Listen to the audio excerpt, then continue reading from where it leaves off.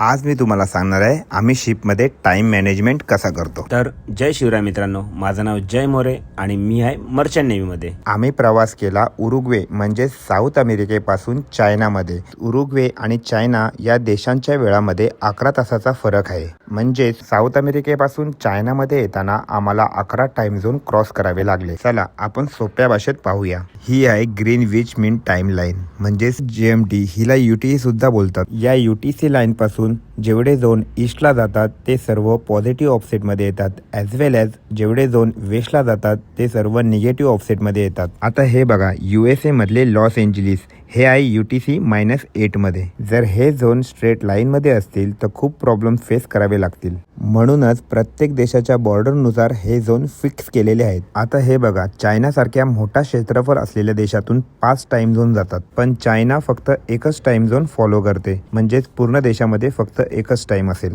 Same अमेरिकेमध्ये सुद्धा 5 time zone आहेत, पण ते 5ही टाइम झोन फॉलो करतात। तर उरुग्वेमधून चायनामध्ये येताना आम्ही केले टोटल 11 टाइम झोन क्रॉस आणि प्रत्येक टाइम झोन क्रॉस करताना शिपमध्ये होते ही अनाउन्समेंट, ऐका। Attention all crew, attention all crew. Today ship's clock will be advanced by 1 hour at 18:30. I repeat, today ship's clock will be advanced by 1 hour at 18:30. Thank you.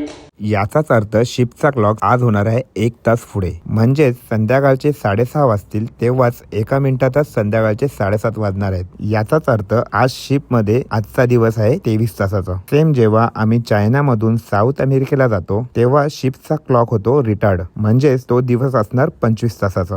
जसे UTC असते तसेच असते IDL म्हणजेच international date line. UTC मध्ये zone cross केल्यावर 1 तास जास्त किंवा कमी होतो, पण IDL क्रॉस केल्यावर डायरेक्ट 1 दिवस कमी किंवा जास्त होतो। म्हणजे समजा जर आज 1 तारीख आहे तर उद्या डायरेक्ट 3 तारीख असेल, किंवा आज जर 1 तारीख आहे तर उद्या सुद्धा 1 तारीखच असेल। IDL बद्दल डिटेलमध्ये बोलूया आपण पुन्हा केव्हा तरी। आता तुम्ही कमेंटमध्ये सांगा भारतामध्ये कोणता टाइम झोन आहे। अशाच इंटरेस्टिंग गोष्टीसाठी नक्की आपल्या चॅनलला फॉलो करा। जय जिजाऊ, जय शिवराय।